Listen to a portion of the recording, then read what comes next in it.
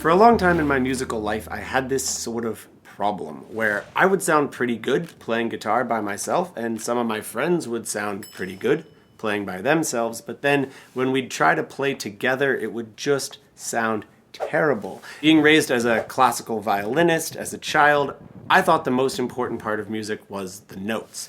And I assumed that the most important part of playing with other people was to be in the right key, to be in the right scale, to be on the right chord. No, notes come last. The most important part of music is the groove.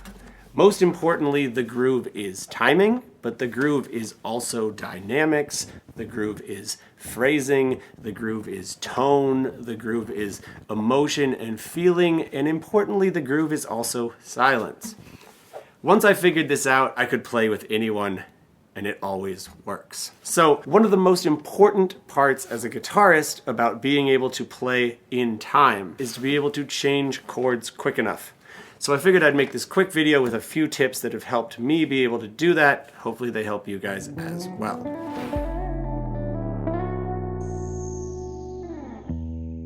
When you see someone playing chords and moving very quickly, it looks like their hand goes very quickly from one to the other shape all at once. But actually, even after 20 years of guitar, when I learn a new shape, even the shapes I've known for years, if I really slow down and focus on it, it's still a series. It's still one finger that falls and the rest of the hand comes behind.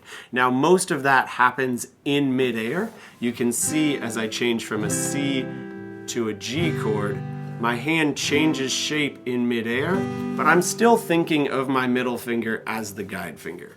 That's the thing that leads me to the G chord. Now it's my third finger that leads me back to the C chord.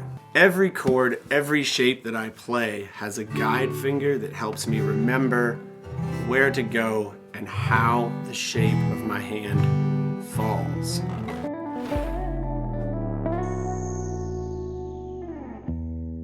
The most important thing about the guide finger is that it's the root of the chord. This can buy us a lot of time. If you look at fingerstyle picking, like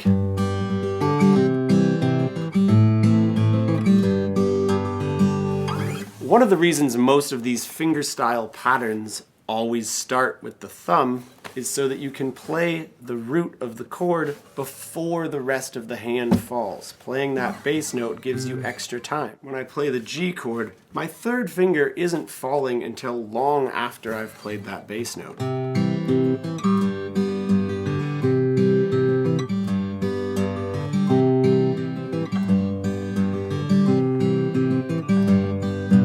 But it still feels like it's in time because I have something to put on the one.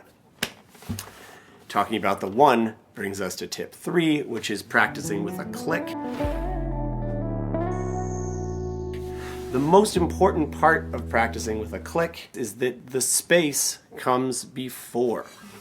There can be plenty of space in our playing. The space just can't be on the downbeat. You can see here how much space and how much time there is when I'm not actually fretting a chord.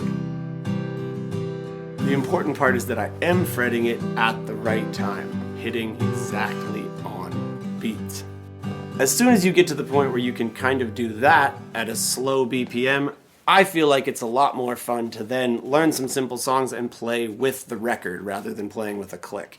Playing with a click gets really tiring, and playing with the record will help you to absorb all of those other parts of the groove we were talking about. You'll pick up the little variations in the timing, you'll pick up the dynamics and the phrasing and the feel of the song you're trying to play, along with just being able to hit the chords on time. Tip number 4 is lazy practicing, and this is the only time I will recommend this. I almost always say that we should be fully focused when we practice. We should be practicing our tone, our articulation, our timing, but in this particular skill, it's helped me a lot to just sit down in front of the TV, put on something interesting. I won't even strum the guitar. I'll just pick 2 chords that I'm having a hard time moving back and forth between, and I'll just sit there and I I can watch TV and just go back and forth and back and forth and back and forth, and it won't get mind-numbingly boring doing this thing several hundred times, which if you were just sitting there in a room, it would drive you insane. Quick warning, this is extremely repetitive, and if it starts to hurt in your hand, if you start to feel tension, especially in the tendons in your wrist, stop. Getting carpal tunnel is not going to make you a better guitarist. Okay, that was my tips for changing chords quickly. Like, subscribe, whatever, you know what to do. I'll see you in the next one.